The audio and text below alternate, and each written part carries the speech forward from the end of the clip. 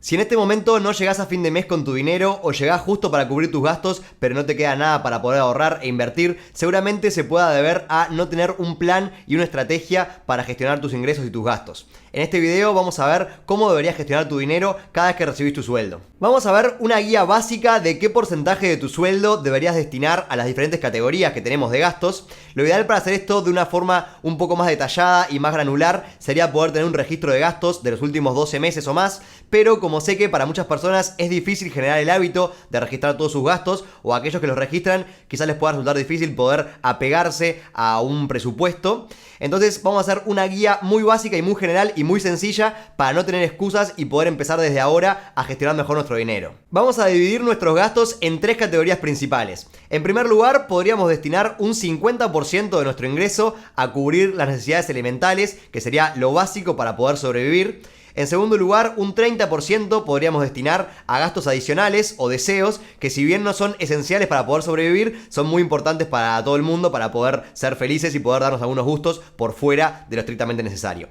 Y por último, vamos a destinar un 20% en nuestro ahorro o inversión.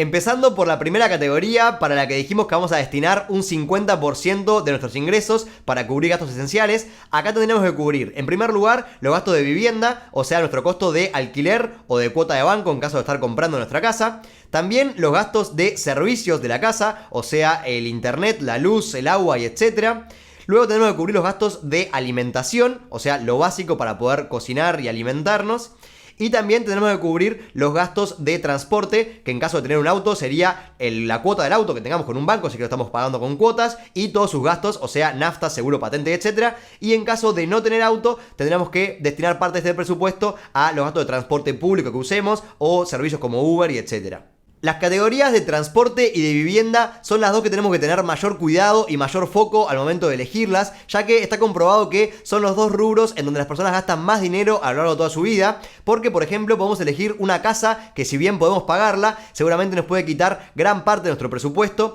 y perfectamente podremos vivir en una casa un poco más barata que nos ayuda a estar en una mejor posición financiera en el futuro. Hay que tener en cuenta que una vivienda más grande no significa solamente pagar más dinero de alquiler o de cuota de banco, sino que también cuanto más grande sea la casa y más caro sea el barrio donde esté ubicada, seguramente vamos a gastar más dinero en impuestos, reparaciones, mantenimiento, muebles y etcétera. Y si vemos que estamos gastando demasiado en el rubro de vivienda, podemos decidir mudarnos a un lugar un poco más económico. Si estamos alquilando, va a ser un poco más sencillo porque podemos dejar nuestro apartamento o nuestra casa y mudarnos a uno más barato. Pero si estamos comprando, no va a ser para todo el mundo, pero está la opción de alquilar nuestra casa y a su vez alquilar algo un poco más económico y quedarnos con esa diferencia al menos por un tiempo. En la categoría transporte pasa exactamente lo mismo, ya que movernos del punto A al punto B va a ser básicamente igual si lo hacemos en un auto de $10.000 o un auto de $50.000, pero esta decisión va a cambiar drásticamente cuánto gastamos en transporte, porque un auto más caro va a requerir que gastemos mucho más en seguro, patente, nafta, mantenimientos y etcétera. Si no viste mi video sobre los gastos de mantenimiento de un auto, te dejo el link en la descripción y en las tarjetas del video. Siguiendo por el rubro de alimentación, acá entraría todo lo que es la comida que comemos en nuestra casa, o sea, no lo que pedimos por delivery o las salidas a comer afuera, ya que esas son actividades que entran dentro de gastos adicionales que vamos a ver en el siguiente bloque. Para gestionar un poco mejor la compra de alimentos, una de las mejores cosas que podemos hacer es a principio de mes o apenas cobramos ir al supermercado o a ferias de alimentos y poder hacer un gran surtido. Creo que a todos nos pasa que si nos da hambre y no tenemos comida en nuestra casa, terminamos pidiendo comida que además de no ser muy saludable para nosotros, nos generan un gasto adicional. Y si tenemos comida en nuestra casa, vamos a tender a comer esa comida antes de pedir. Acá también es muy importante poder aprender a cocinar, aunque sea algunos platos básicos que nos gusten. Por suerte tenemos YouTube que nos puede enseñar a cocinar lo que queramos en cualquier momento. Por último, dentro de este bloque de gastos esenciales, tenemos los gastos en servicios, dentro de los cuales algunos van a ser bastante fijos y no vamos a poder reducir mucho nuestro gasto en ellos, como puede ser por ejemplo el internet o el agua, pero sí hay otros servicios en los que podemos ahorrar bastante dinero tomando algunas acciones pequeñas. Por ejemplo, si ponemos un timer en el termotanque o calentador de agua, vamos a poder reducir el consumo eléctrico, o también vamos a poder reducir el consumo si usamos el aire acondicionado de forma moderada y en la temperatura recomendada, que suele ser alrededor de unos 23 grados. O también, por ejemplo, si nos afiliamos a alguno de los planes de ahorro que tienen las compañías eléctricas, también vamos a poder ahorrar bastante dinero. Pasando al segundo bloque, que representaría un 30% de nuestros ingresos, a este bloque le vamos a llamar gastos adicionales o deseos. Acá entra todo lo que sea un gasto que no es esencial para sobrevivir, pero que es deseable por la mayoría de nosotros y a todos nos gusta para poder vivir un poco más cómodos y un poco más felices. Acá, por ejemplo, entra lo que es pedir delivery, salir a comer afuera, gastos de entretenimiento, gastos en vestimenta, vacaciones y etcétera. Todos estos gastos son opcionales y no tendríamos por qué gastar un 30% de nuestro ingreso en estos gastos. Obviamente podríamos recortar varios de ellos si queremos ahorrar e invertir un poco más, y obviamente deberíamos también recortar estos gastos al máximo posible si estamos endeudados o si no llegamos a fin de mes. Pero si estamos financieramente saludables, es normal y está bien tener este tipo de gastos y poder tener un presupuesto definido para no gastar todo el sobrante de dinero en estos gastos. Una de las principales categorías donde gastamos bastante dinero dentro del bloque de gastos adicionales es pedir delivery o comer afuera, y es una categoría en la que personalmente gasto bastante dinero. Ahora con la pandemia no estoy saliendo tanto, pero me gusta mucho salir a comer con mi familia y con mi pareja y etcétera. Pero esta es una categoría que podríamos limitar, aunque sea, para no perder el control. Por ejemplo, está bueno poder ponerse un límite de cantidad de dinero mensual. Por ejemplo, decir voy a gastar 3.000 pesos por mes o lo que sea. O poder poner un límite de cantidad de veces. Decir, por ejemplo, voy a salir a comer una vez por semana o 2 veces por semana o algo así, para tener cierto control. Otro gasto adicional donde muchas personas gastan dinero es el gasto en vestimenta. Uno de los primeros tips que les puedo dar para evitar gastar excesivamente en esta categoría es evitar ir al shopping o a tiendas de ropa si no precisamos nada, ya que si solamente estamos paseando por las tiendas, seguramente podemos ver algo que nos gusta y querer comprarlo. Y si ya estamos ahí y ya vimos un producto que nos gusta, un tip que puedo darles es uno que ya comentamos en un video anterior, que es no comprar el producto impulsivamente en ese momento, sino ir a nuestra casa y esperar 24 o 48 horas y analizar si seguimos queriendo el producto o no. Si lo queremos, simplemente volvemos a la tienda y lo compramos, pero muchas veces van a ver que vamos a darnos cuenta que no queremos el producto o que no lo precisamos y podemos no comprarlo. Siguiendo con la categoría de entretenimiento, acá entra todo lo que sea diversión, como puede ser ir al cine, al teatro, pagar Netflix, un servicio de cable y etcétera.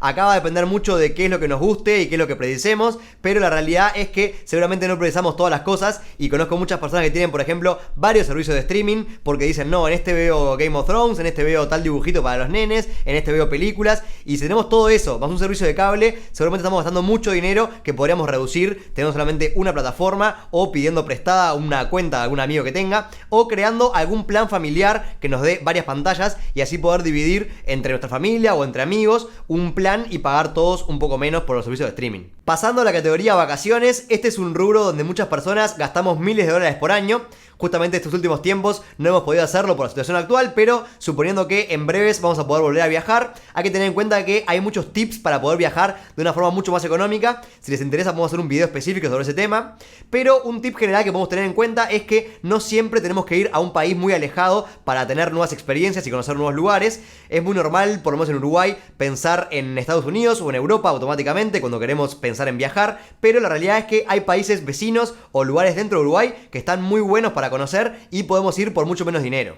Otro tip para viajar más barato es uno que mencioné en mi video sobre tarjetas de crédito. Si no lo viste, te dejo el link en la descripción. Y ahí vimos que era muy conveniente poder hacer todos nuestros gastos regulares con una tarjeta de crédito en vez de una tarjeta de débito, y así poder sumar millas para después poder cambiar por pasajes o estadías totalmente gratis, simplemente habiendo gastado lo normal que hubiéramos gastado con una tarjeta de débito o con efectivo. Por último, pero no menos importante, el tercer bloque, que sería el 20% restante de nuestro ingreso, tendríamos que destinarlo a ahorro e inversión. Acá obviamente que si pueden destinar más de un 20% a esta categoría sería mucho mejor. Cuanto más podamos ahorrar e invertir, antes vamos a poder llegar a nuestros objetivos. Sea que queremos llegar a la libertad financiera, que queremos tener un colchón para retirarnos con más tranquilidad, o que queremos ahorrar por un fin específico, siempre que podamos ahorrar e invertir más dinero, vamos a poder llegar antes. Una de las primeras cosas que podemos hacer dentro de la categoría de ahorro y de inversión es crear nuestro fondo de emergencia, que ya vimos en otros videos, que sería guardar 3 a 6 meses de nuestros gastos habituales, al menos de los gastos fijos, como por ejemplo el alquiler y los gastos básicos que veíamos hoy, para poder recurrir a este fondo si nos quedamos sin trabajo o si se nos rompe algo o similar, y así no tenemos que endeudarnos con una tarjeta de crédito. Esto no tenemos por qué crearlo de un día para otro, podemos hacerlo de forma gradual, definiendo por ejemplo guardar un 5% de nuestro ingreso durante varios meses hasta llegar a un determinado monto. Y acá, si ustedes no quieren guardar 6 meses de sus gastos, les parece mucho, pueden tener aunque sea guardados unos $1000 para poder responder a una emergencia rápida de alguna cosa que nos pase. Una vez que tengamos definido nuestro plan para poder generar este fondo de emergencia, tendríamos que diseñar nuestro plan de inversión, cosa de poder enviar todos los meses apenas cobramos este 20% a un determinado mecanismo de inversión sin tener que pensar demasiado y evitando caer en definiciones impulsivas que nos dejen en una peor posición financiera. Yo personalmente ya tengo completo mi fondo de emergencia, entonces lo que hago todos los meses con mi dinero que tengo destinado a inversiones es separar un 80% de eso y mandarlo a Polía Online y lo invierto a través de Smart Saving en el Standard & Poor's 500 y el otro 20% lo guardo y una vez que tengo acumulado cierto dinero de varios meses lo envío a TD Ameritrade en Estados Unidos. Si querés saber algo más sobre Ameritrade y sobre Polía Online, te dejo también un link en la descripción y en las tarjetas del video para ver estos mecanismos de inversión. Por último, dentro de esta categoría de inversión, también entraría la categoría de invertir en nosotros mismos. De esto también ya hemos hablado en otros videos. Y sería básicamente comprar un libro, un taller, un curso, un seminario o lo que sea que aumente nuestro conocimiento. Hay algunas cosas que podemos aprender que van a impactar directamente en nuestra economía, sobre todo si aprendemos sobre finanzas personales y sobre inversión y demás, pero también hay otros rubros en los que podemos aprender que pueden impactar indirectamente en nuestra economía. Por ejemplo, si aprendemos sobre alimentación o sobre deporte, etcétera, indirectamente va a afectar positivamente a nuestra economía. Veamos por último en qué orden sería recomendable hacer estos 3 gastos una vez que recibimos nuestro sueldo. Y lo más recomendable sería empezar por el 20% de ahorro y de inversión, ya que como vimos en otros videos, si dejamos esto para último momento, para final del mes y decimos voy a invertir lo que me sobre a fin de mes, o no nos termina sobrando nada, o nos termina sobrando mucho menos que un 20% y esto atenta directamente contra nuestra capacidad de ahorro. Entonces, una vez que separamos el 20% de ahorro, recién ahí vamos a empezar a pagar los gastos fijos, que va a ser el 50% que decíamos antes, del monto para la vivienda, la comida y el transporte. Y por último, vamos a pasar a gastar los gastos adicionales o deseos, que esto es lo que vamos a poder ajustar sobre fin de mes según cuánto dinero nos vaya quedando. Bueno, muchas gracias por haber visto hasta acá. Si les gustó, por favor, como siempre, denle un like y comenten abajo qué les pareció el video y comenten si aplican alguna de estas técnicas en su economía personal. Y también, si les gusta este tipo de videos, subo 2 videos por semana, así que suscríbanse y activen la campanita. Nos vemos en el próximo.